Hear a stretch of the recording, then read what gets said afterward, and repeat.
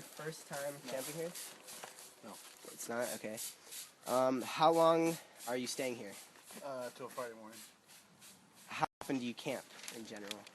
Well, I camp a lot because I'm in the construction industry. Okay. And I don't like staying in hotels. I've been there and done that. So That's so awesome. I'd rather camp. Nice. So I camp quite a bit, dude.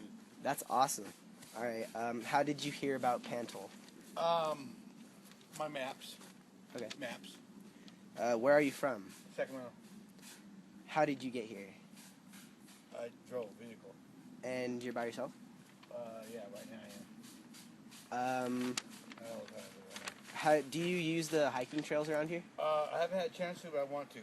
All right. They got some good trails here. How's the weather conditions like so far for your overall Here? experience? Yeah.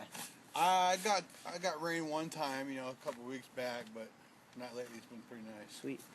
And it's easy to sleep at night with the weather and animals and things. Yeah, I have good mat and shit. Have you seen any animals?